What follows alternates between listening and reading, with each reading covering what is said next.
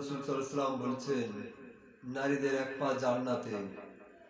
আর কোন নারী যদি 4টি আমল নিয়মিত করতে পারে, আমি রাসূল তাকে জান্নাতে যাওয়া নিশ্চিত করে দিলাম।